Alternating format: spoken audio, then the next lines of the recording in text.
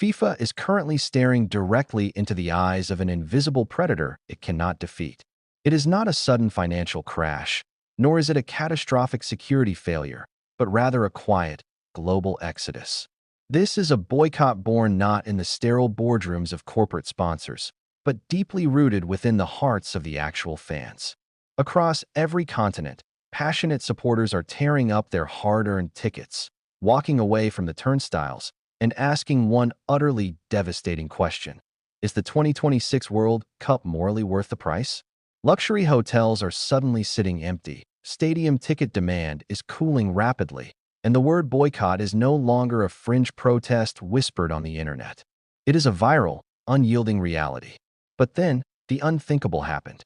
Reports leaked that Iran officially informed FIFA they will not set foot on American soil to play their matches. For 92 years, the historic sanctity of the World Cup was considered absolutely sacred. Now, that protective shield has been completely shattered, and we are watching a sporting event transcend the pitch into a high-stakes collision of raw geopolitics, border fury, and national pride. Welcome back to the channel, where we pull back the curtain on the multi-billion-dollar forces shaping modern culture. If you have been tracking the unprecedented chaos surrounding international sports, you know that FIFA originally promised the world a majestic bridge of global unity.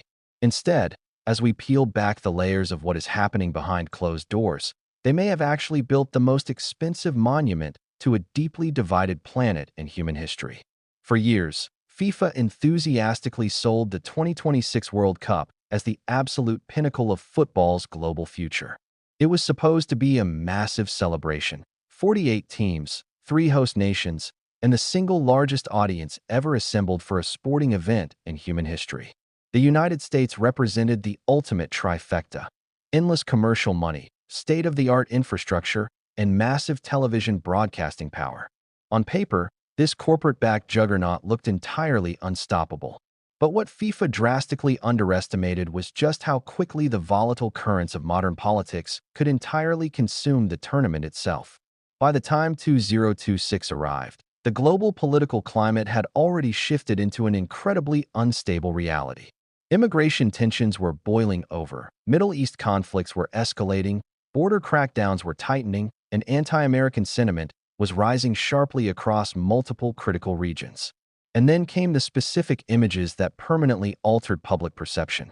FIFA President Gianni Infantino began appearing alongside Donald Trump repeatedly during the high-profile build-up to the tournament. The tension spiked even further when FIFA made the highly controversial decision to award Trump the inaugural FIFA Peace Prize. For millions of traditional football fans around the world, that highly publicized moment became deeply symbolic. It had very little to do with the sport itself, and everything to do with a growing, cynical belief that FIFA had become far too closely tied to the mechanisms of political power. Specifically, a form of political power that large segments of international supporters already deeply distrusted. And once fans collectively begin to believe that a global sporting event represents political alignment instead of universal unity, the emotional connection to the sport starts collapsing very, very quickly.